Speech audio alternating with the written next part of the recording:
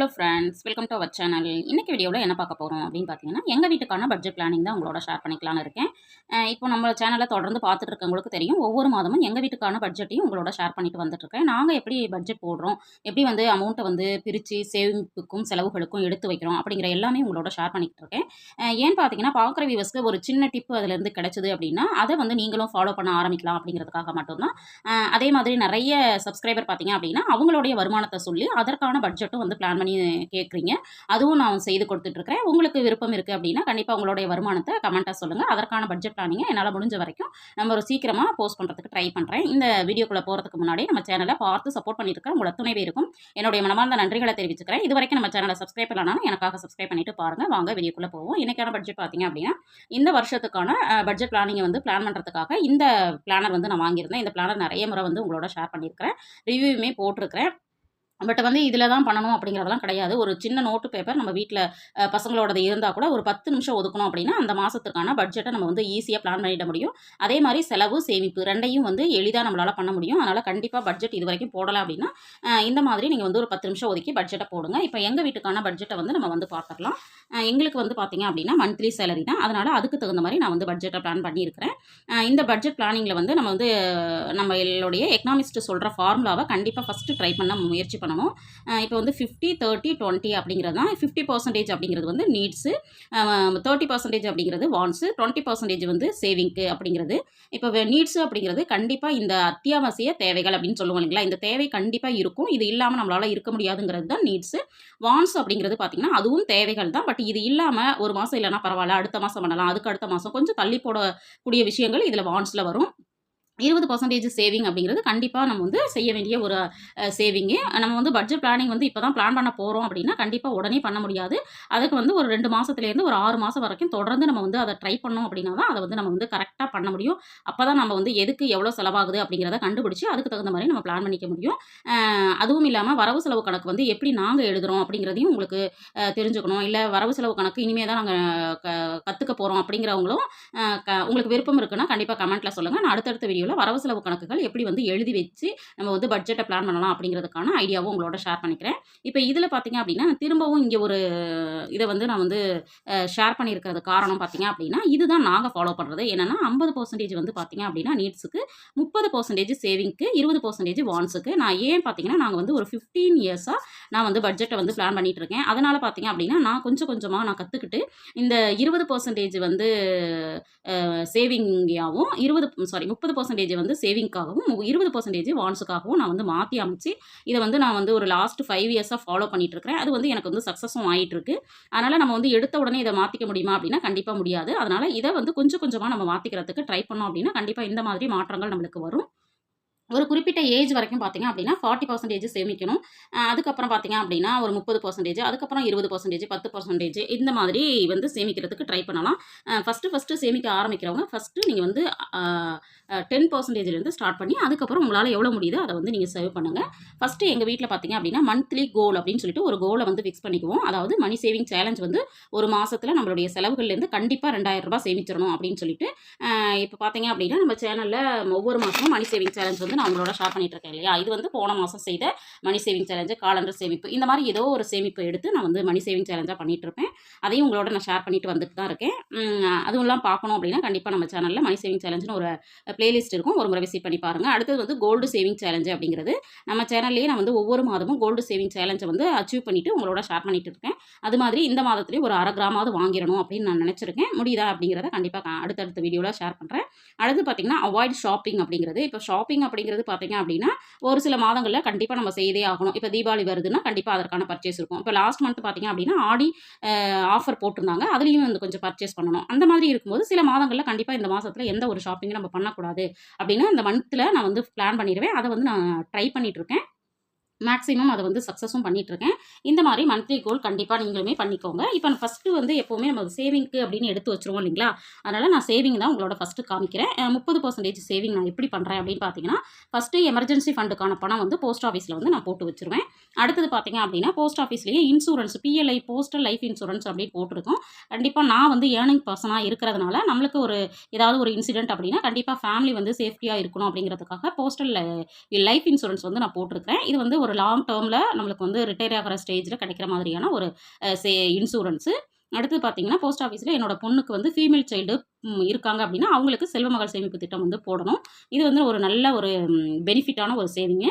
அது போட்டிருக்கேன். அடுத்தது பேங்க்ல பார்த்தீங்கன்னா, ஆர்டி வந்து போட்டுட்ருக்கேன். ஃபீஸுக்காக போட்டிருக்கேன். 2 பசங்க இருக்காங்க. 2 பசங்களுக்கும் தனித்தனியா பிரிச்சு அவங்களோட ஃபீஸ வந்து நான் வந்து அ கால்குலேட் பண்ணி நான் கட்டிட்டுருக்கேன். லாஸ்ட்டு கூட பார்த்தீங்க அப்படின்னா, ஆர்டி அதாவது ஸ்கூல் ஃபீஸு, காலேஜ் ஃபீஸ் கட்டுறதுக்கு எப்படி வந்து பிளான் பண்ணலாம் அப்படின்னு சொல்லிட்டு கூட ஒரு வீடியோ போட்டிருந்தேன். பார்க்கல அப்படின்னா ஒரு முறை விசிட் பண்ணி பாருங்க. அடுத்தது லாங் டேர்மில் 2 வந்து மியூச்சுவல் ஃபண்டுல வந்து இன்வெஸ்ட் பண்ணியிருக்கிறேன். அதாவது ஃபியூச்சருக்காக எஸ்ஐபி, எஸ்டபிள்ஜிபி 2மே நான் போட்டுட்ருக்கேன். அடுத்தது பார்த்தீங்க அப்படின்னா, கோல்டு சேவிங். இந்த கோல்டு சேவிங் அப்படிங்கிறது பார்த்தீங்க அப்படின்னா, நான் வந்து நகை சீட்டு வந்து ஒவ்வொரு மாதமும் இந்த மாதம் கண்டிப்பாக போட்டுருவேன், இந்த மாதம் கண்டிப்பாக போட்டுருவேன்னு சொல்லிட்டே இருக்கேன். பட் வந்து என்னால் போட முடியல. இந்த மாதமாவது நான் போடுவேனா அப்படிங்கிறது தெரியல. போட்டேன் அப்படின்னா எந்த கடையில் போட்டேன், எவ்வளோக்கு போட்டிருக்கேங்கிறத உங்களோட ஷேர் பண்ணுறேன்.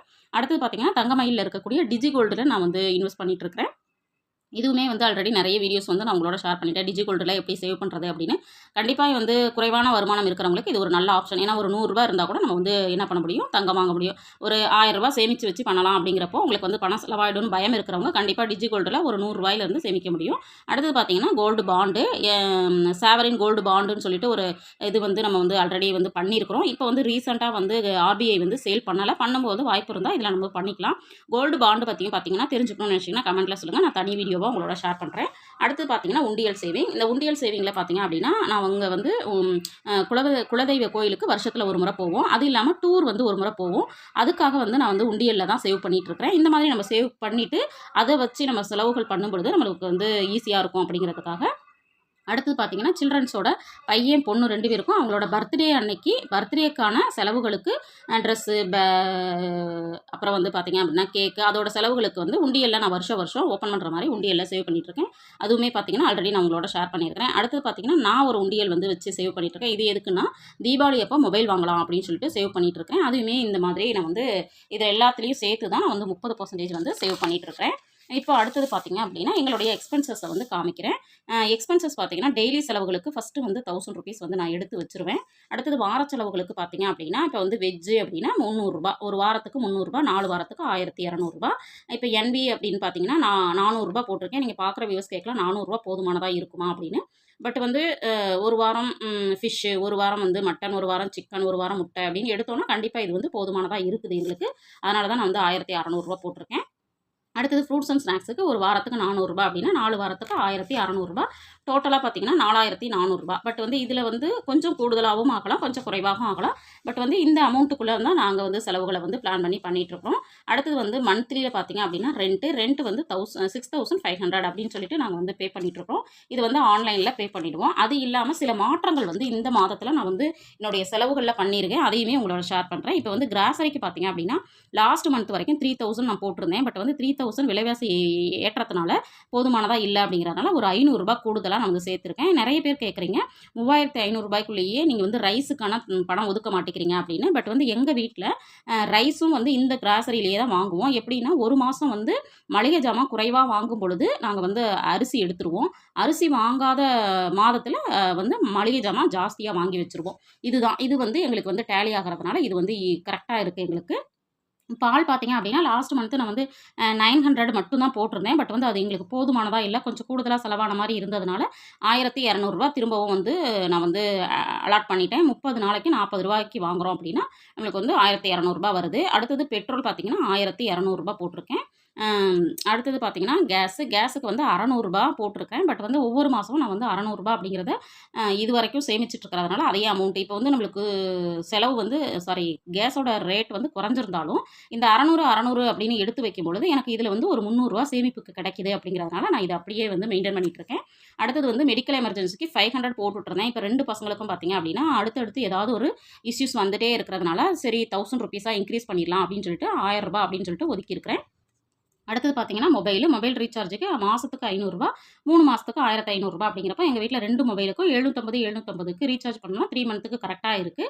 அதனால் ரூ. 500 போட்டிருக்கேன். அது இல்லாமல் ஃபெஸ்டிவல் அப்படிங்கிறதுக்கு ஒரு ரூ. 500 அப்படின்னு சொல்லிட்டு எடுத்து வச்சு, ஏதாவது ஒரு விசேஷங்கள் வரும்போது அதன் சொல்லவா நம்ம வந்து பண்ணிக்கலாம் அப்படின்னு சொல்லிட்டு, அது மாதிரி ட்ரெஸ்ஸுக்குன்னு சொல்லிட்டு நான் வந்து ஆல்ரெடி 600, 700 அப்படிலாம் போட்டிருந்தேன். பட் வந்து அது போதுமானதா இல்லை. நம்மளுக்கு வந்து ஃபேமிலியில் 4 மெம்பர்ஸ் இருக்கிறாங்க அப்படிங்கிறப்போ, கண்டிப்பாக நம்மளுக்கு தேவைப்படக்கூடிய சில விஷயங்களை நம்ம செய்துக்கிறதுக்காக ரூ. ரூபாய் ஒதுக்கலாம்னு சொல்லிட்டு இங்கேயும் ஒரு ரூ. 500 கூடுதலாக சேர்த்து ரூ. 1000 அப்படின்னு ஒதுக்கியிருக்கிறேன். அடுத்தது பார்த்தீங்க அப்படின்னா வீக்கெண்டுங்கிறது எங்கள் வீட்டில் வந்து மாசத்துல ஒரு முறை மட்டும் தான் வெளியில் போவோம். அந்த ஒரு முறை வெளியில் போகும்போது முதல்லலாம் ரூ. 500 போட்டிருந்தோம். பட் இப்போ வந்து நம்மளுக்கு வந்து 4 மெம்பர்ஸுங்கும் போது ரூ. 500 போதுமானதா இல்ல அப்படிங்கிறதுனால, இங்கே ஒரு கூடுதலா ரூ. 500 சேர்த்து ரூ. 1000 அப்படின்னு நான் வந்து ஒதுக்கியிருக்கிறேன். இதெல்லாம் இந்த மாசத்துல நான் செய்திருக்கக்கூடிய மாற்றங்கள்.